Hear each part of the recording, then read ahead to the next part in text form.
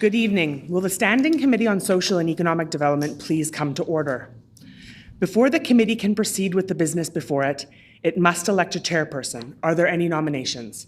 Minister Fontaine. Miigwech. I nominate MLA Billy Cross. MLA Cross has been nominated. Are there any other nominations? Hearing no other nominations, MLA Cross, will you please take the chair?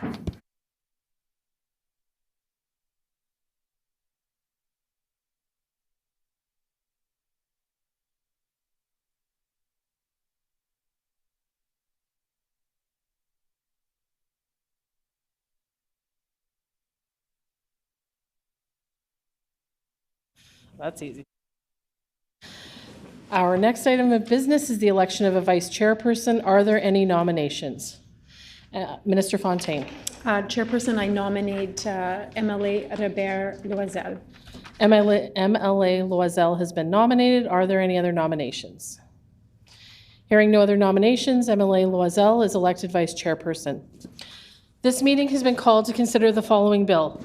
Bill number 210, the Indigenous Veterans Day Act, Commemoration of Days, Weeks, and Months Act amended. I would like to inform all in attendance of the provisions in our rules regarding the hour of adjournment. A standing committee meeting to consider a bill must not sit past midnight to hear public presentations or to consider clause by clause of a bill except by unanimous consent of the committee.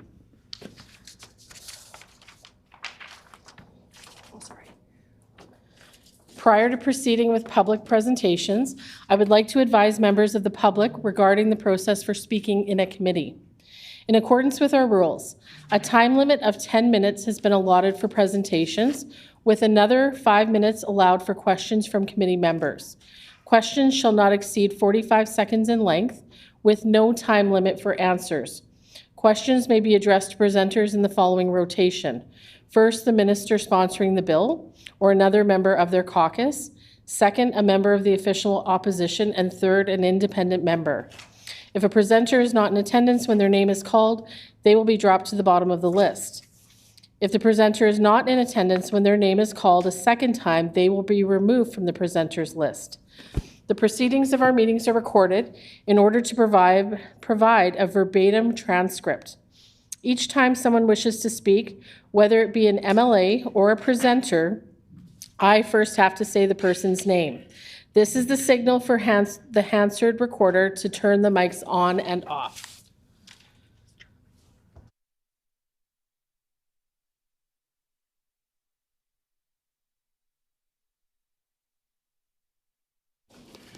I will now call on Randy Gage.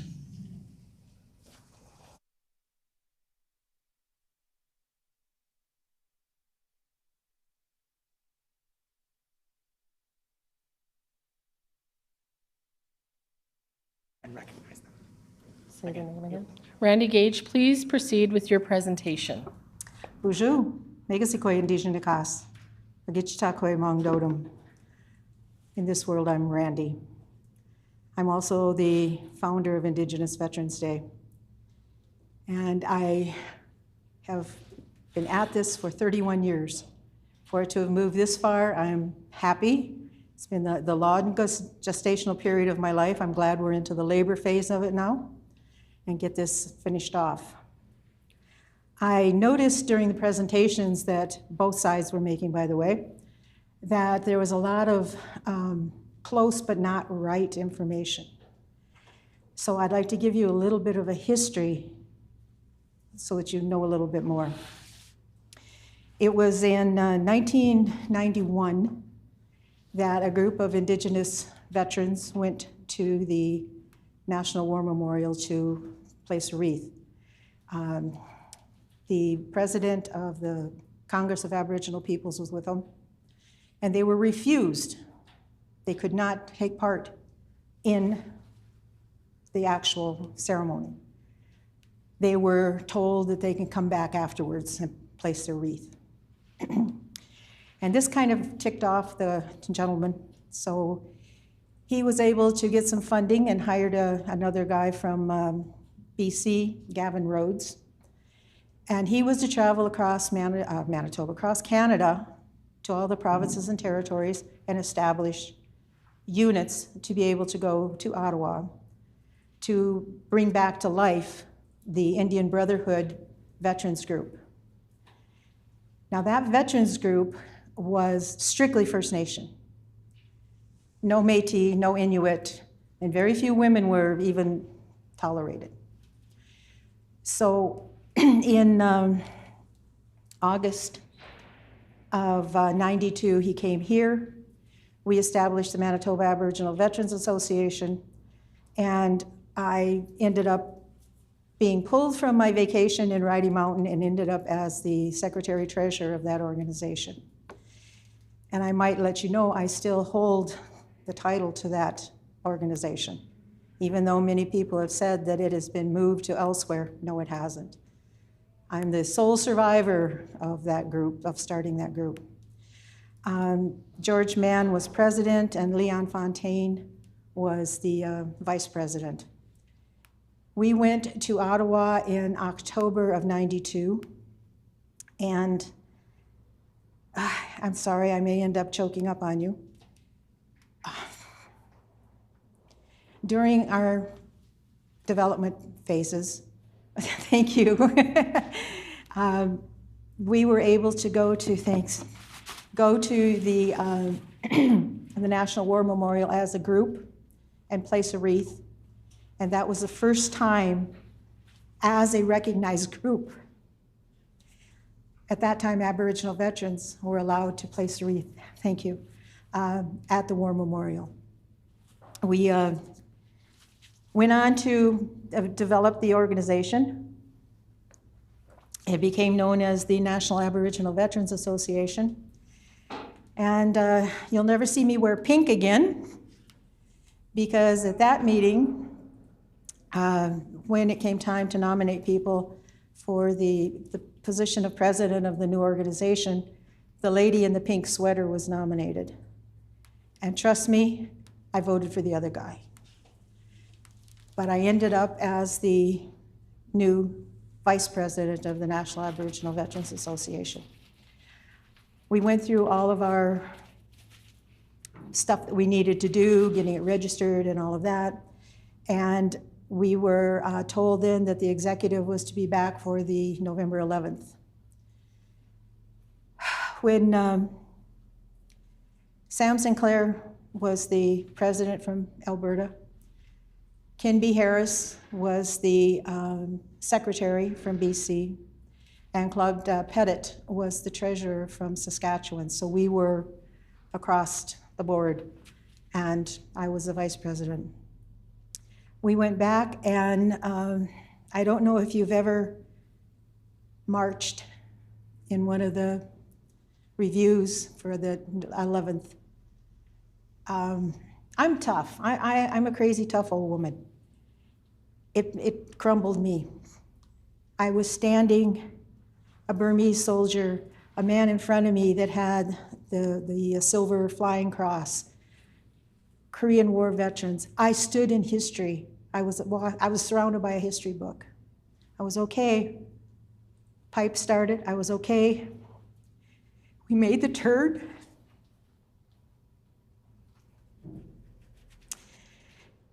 And just like you see kids coming out to touch you,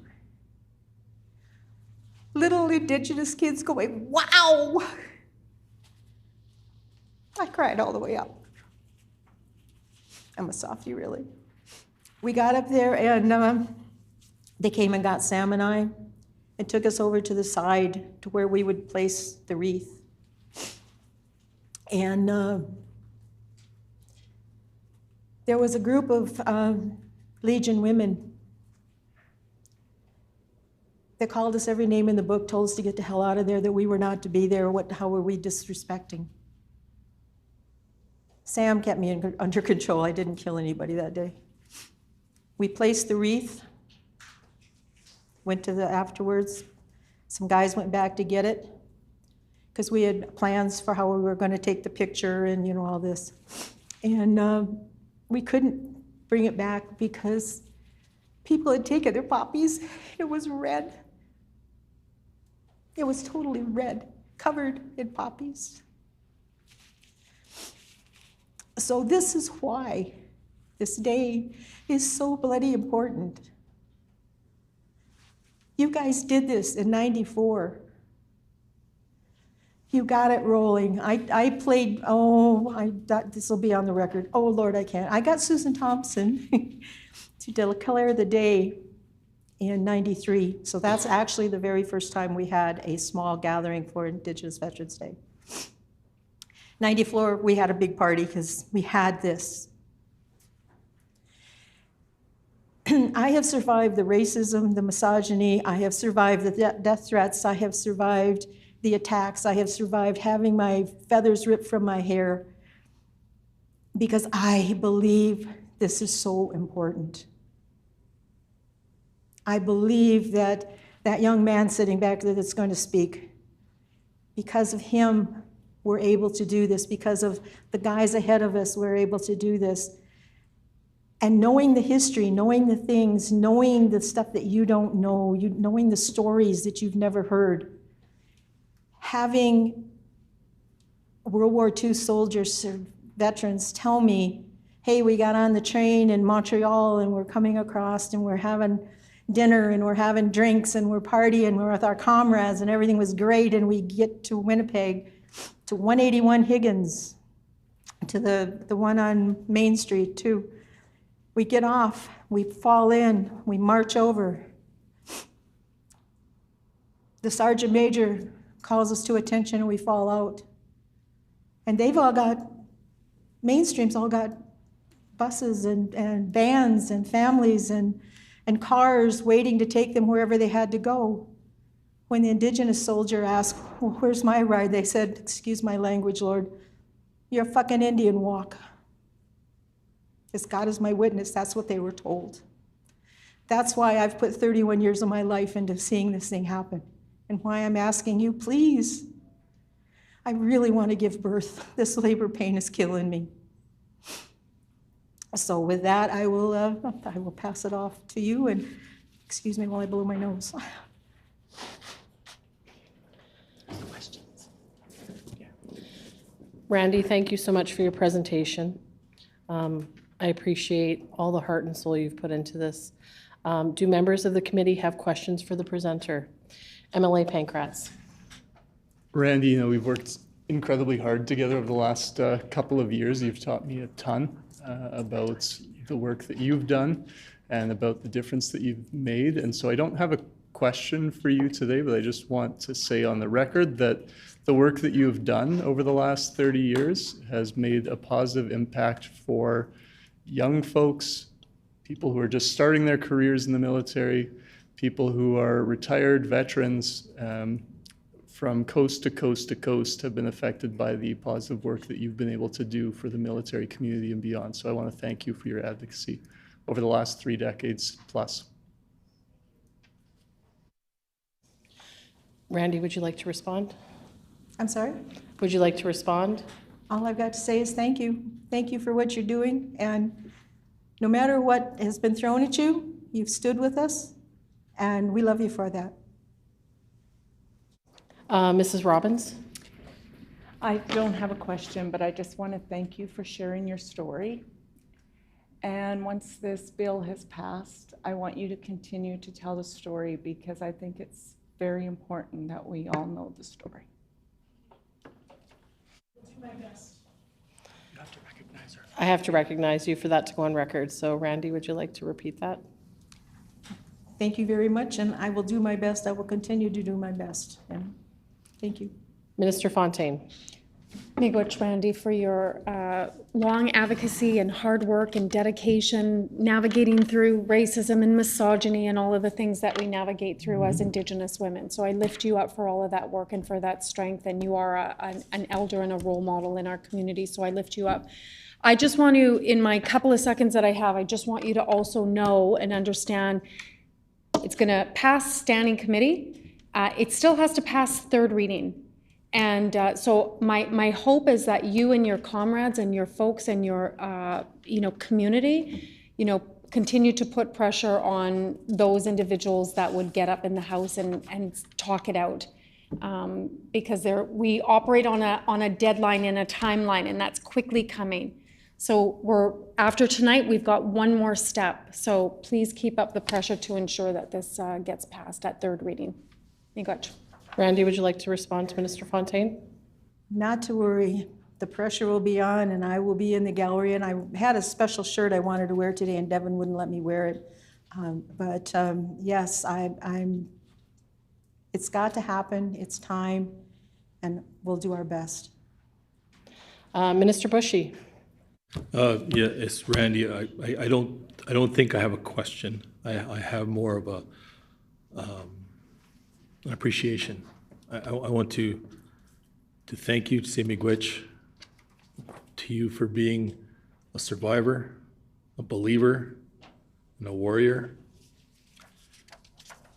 For many years, myself, my family, my community,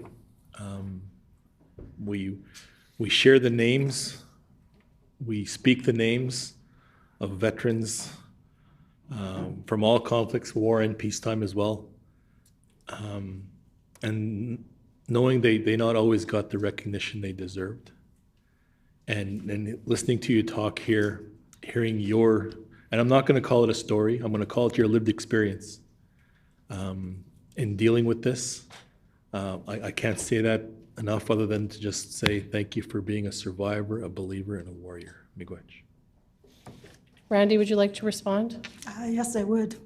You're very welcome. And you're very right about not knowing the stories or hearing the stories. And a lot of the things that are out there are not heard.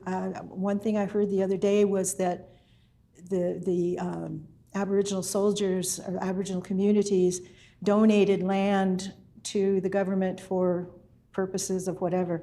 And it wasn't donated, it was appropriated. And there's a lot of things like that that have never been told and need to be told. Just like the story of coming across in the train where you're a buddy today and the next thing you're an effing Indian. And that's the thing. And like Tommy Prince, our Canadian Ira Hayes, you have to look at it that way because that was what he was. Wanted simply to go home and have a hardware store. Got the grant to get it, but he couldn't sell to the farmers because he was a bloody Indian, and he couldn't sell to his community because he was a white man and they didn't want to deal with him. And he said, hell with everything, and went back to the Korean War and became even more highly decorated. So, miigwech, my prayers are with you, and yes, I'll keep the pressure on. The time for question period has expired. Okay. I will now call on. I will now call on Justin Woodcock.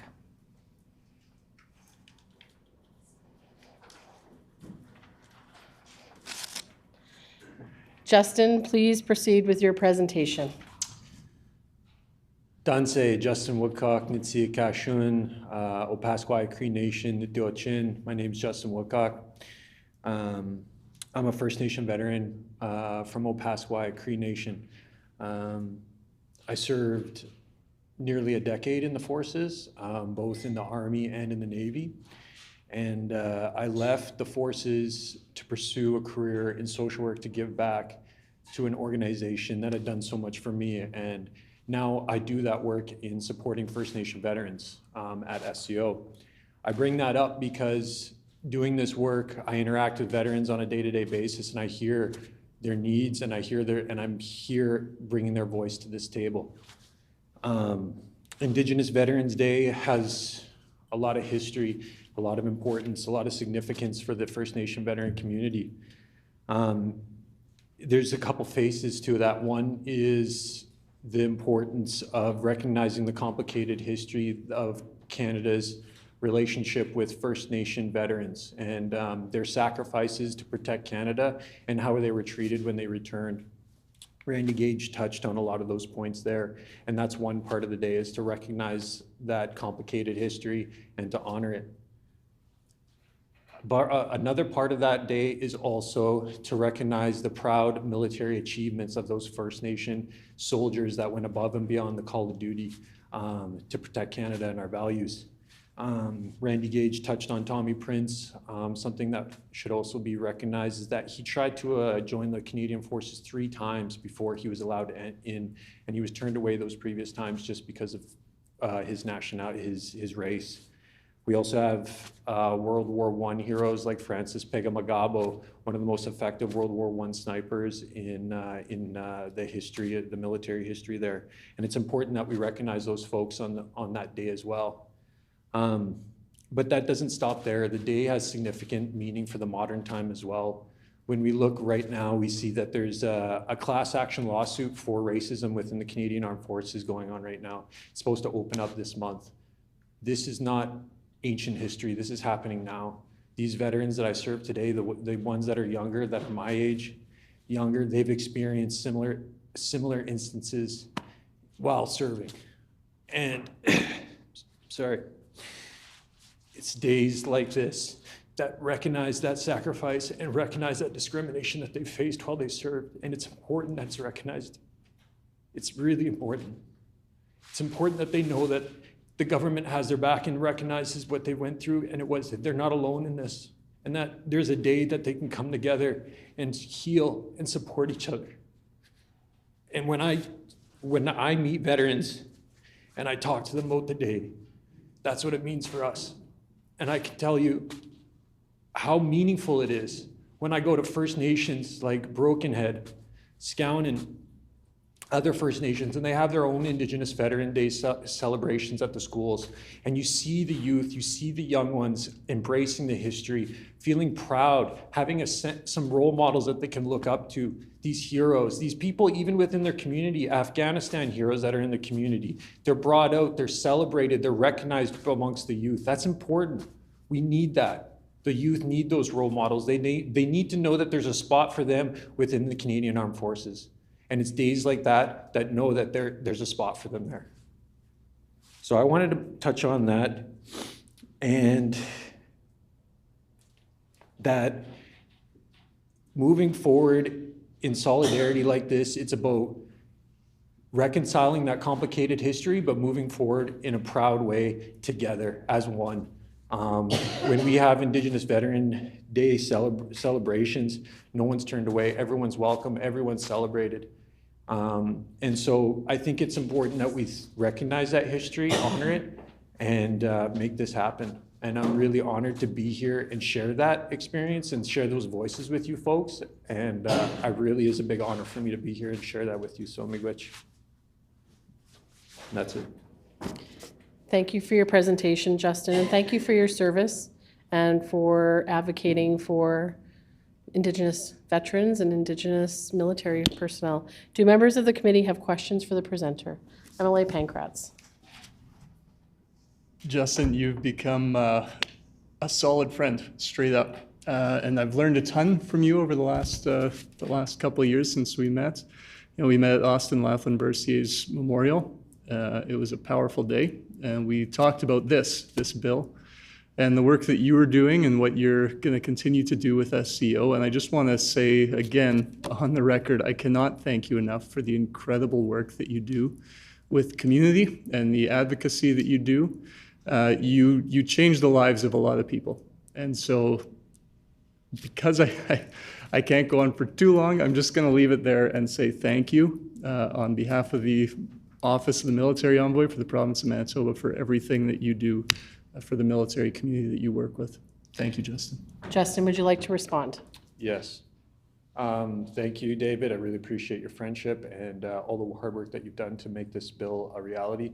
But I'd also like to recognize my colleague, Alexis Harrison.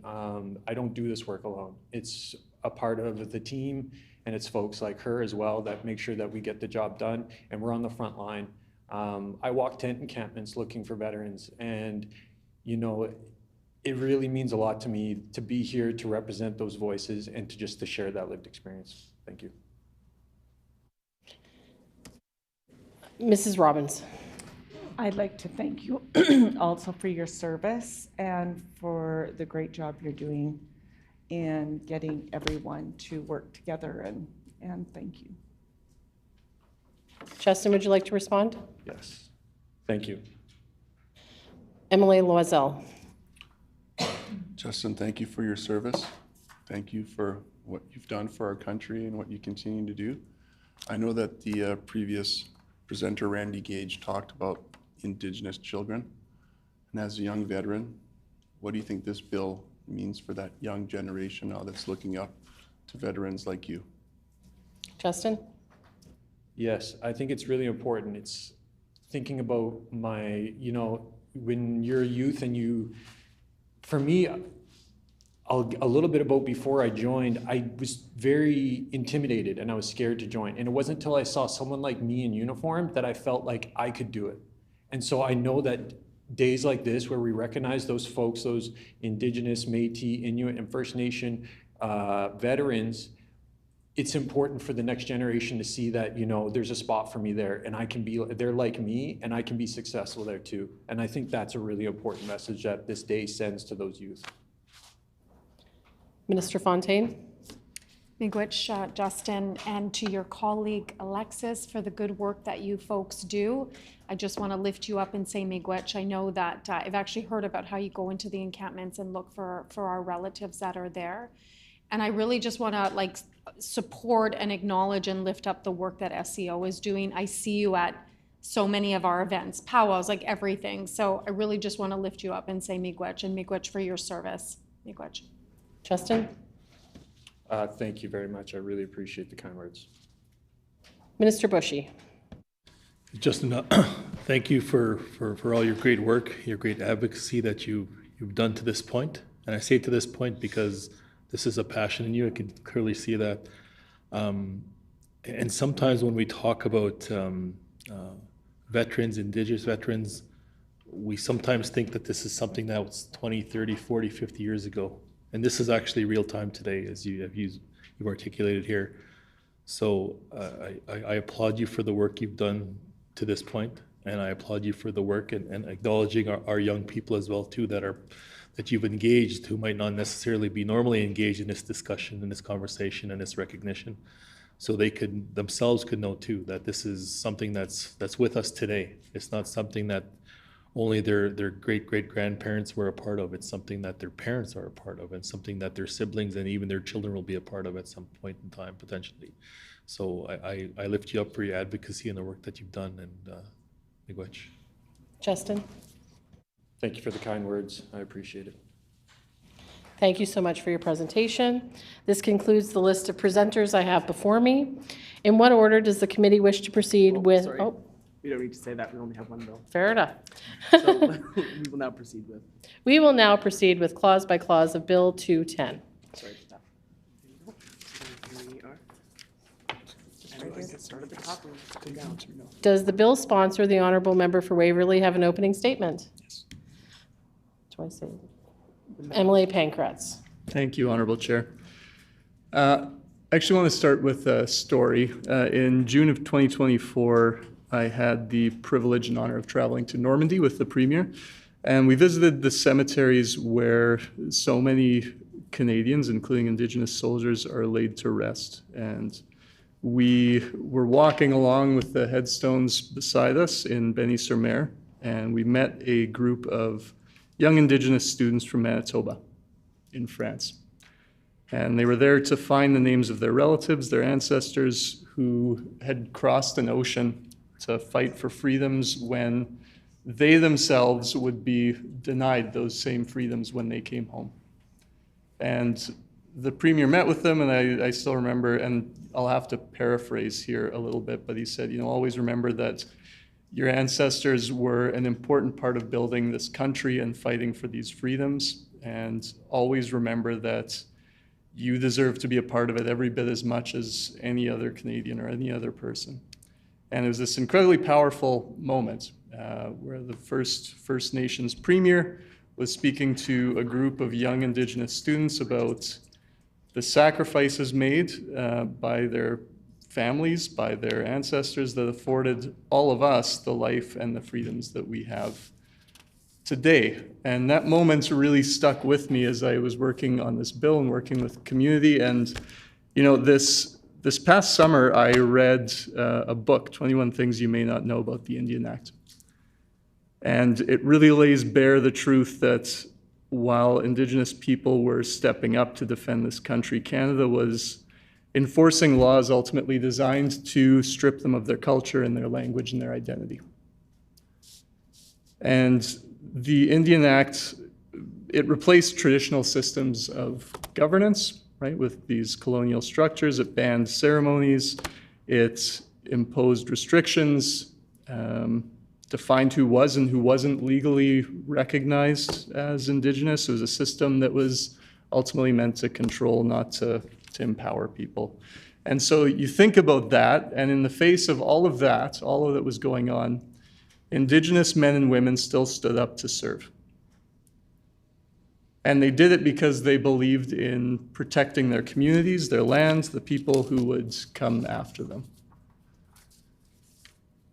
And so today, as we prepare to pass this bill through the committee, we remember that service, but I would say that remembrance alone isn't enough. And some of our speakers tonight have already touched on this, right? The best way to honor those who served is by continuing that work of reconciliation. And this progress, the recognition, has only come through that hard work and advocacy of the folks who are here tonight, as well as many others. And I do want to take a moment in my statement to again acknowledge Randy Gage and Justin Woodcock, as well as Alexis Harrison, who's here tonight, and the incredible work that you have done. Randy, 3 decades ago was the first, or was the one who was having this proclaimed by a then NDP government at the time.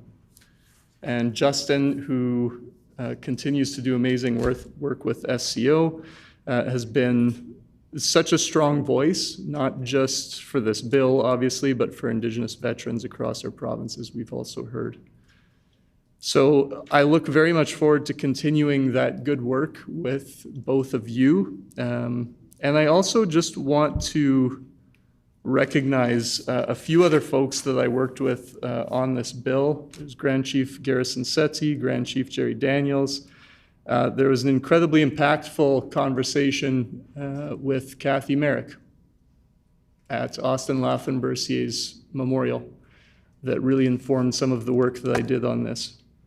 There were a number of elders. I also met with Major General Chris McKenna, who's the commander at OneCAD, Lieutenant Colonel Jody Hansen, BSM Joel Peterson, and Brigadier General Dan Coots. And I want to thank them all for contributing to this work as well.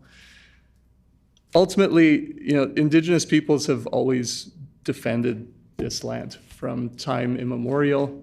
And long before there was a Canada, there was courage and there was sacrifice and there was service. And I think by remembering this truth, we honor not only the veterans who served under the maple leaf, but all those who have stood generation after generation to protect these lands and the people who call them home. Thank you. We thank the member. Does any other member wish to make an opening statement on Bill 210? Ms. Robbins. Mrs. Robbins. Oh, yes. So used to standing. Thank you, Madam Chair. Today, I proudly sit in support of Bill 210, the Indigenous Veterans Day Act. For far too long, the contributions of Indigenous veterans were overlooked or left out of Canada's story. This act is an important step toward truth, recognition, and reconciliation, ensuring that Indigenous veterans receive the respect and acknowledgement they have always deserved. I look forward to this bill passing and attending events for years to come. Thank you. We thank the member. During the consideration of a bill, the enacting clause and the title are postponed until all other clauses have been considered in their proper order. Shall Clause 1 pass? Pass. Clause 1 is accordingly passed. Shall Clause 2 pass? Pass. Clause 2 is accordingly passed. Shall Clause 3 pass? Pass. Clause 3 is accordingly passed. Shall the enacting clause pass? Pass. The enacting clause is accordingly passed. Shall the title pass? Pass. The title is accordingly passed. Shall the bill be reported? Agreed. Agreed. The bill shall be reported. The hour being 6:39, what is the will of the committee? Committee rise.